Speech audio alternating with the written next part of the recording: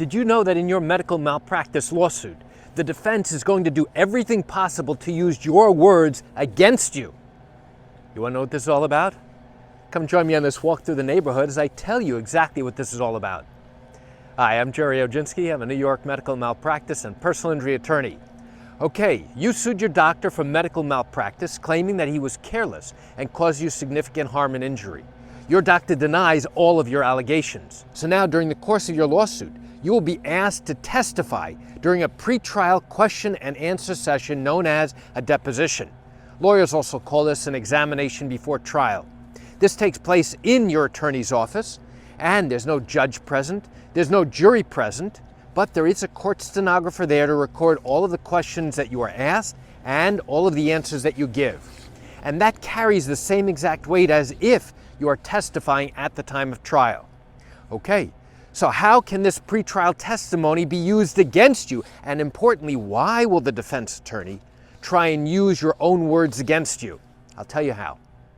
At the end of the discovery phase of your lawsuit, when each side has had an opportunity to exchange medical records, each side has had an opportunity to question other witnesses, such as the doctors and any other witnesses we feel are necessary, then we will notify the court that we are done with discovery, which means we are technically now ready to put this case on the trial calendar, where it will now wait in a pile until we get to the top and then proceed to trial. So what happens then?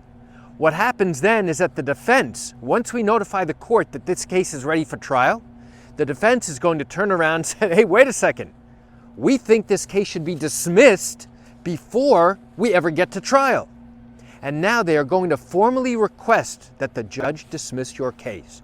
And you might be saying, wait a second, you're telling me that the defense has the right, has the opportunity to ask the judge to throw my case out before we get to trial and the jury ever hears a single word of evidence or a single word of testimony? How crazy is that? So now let's get back to the title of this video.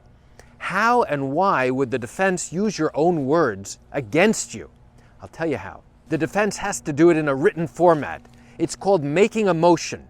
And this is a motion for summary judgment. It's nothing more than a formal written request to the judge to take action and do something. In this particular instance, what they're asking the judge to do is to formally dismiss your case. And why would they do that? They're going to do that because they are going to do everything possible to prevent you from getting to trial. That's their goal.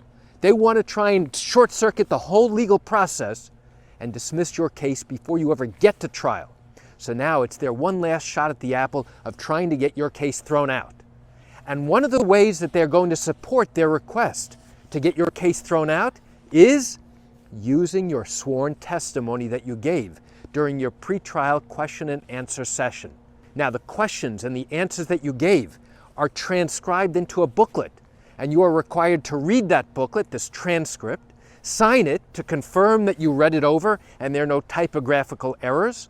And if there are, you will have made changes to that. And now you sign it and send it back to your attorney. Your attorney then provides it to the defense. When the defense attorney now makes this formal request to the judge, they will include this deposition transcript to support their claim that you don't have a valid basis for a case. Now, is that the only thing that they use? No, that's not the only thing. They're also going to use your medical records to support their request, and they're going to use their own expert reports to also support their request that you do not have a valid case. So what happens then?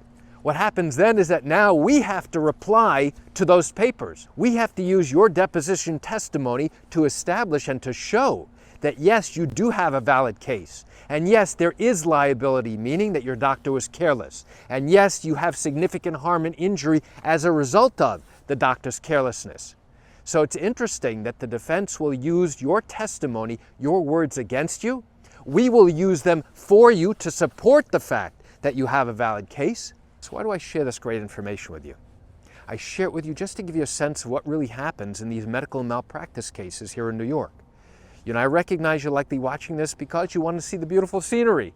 No, I realize you're likely watching it because you have questions about your own matter. Well, if your matter did happen here in New York, but you have not yet started a lawsuit and are thinking of doing so and still have questions, what I invite you to do is pick up the phone and call me. You know, I answer questions like yours every single day, and I'd love to talk to you. You can reach me at 516-487-8207 or by email at Gerry, Gerry, at Oginski-law.com. That's it for today's video. I'm Gerry Oginski. Have a fantastic day.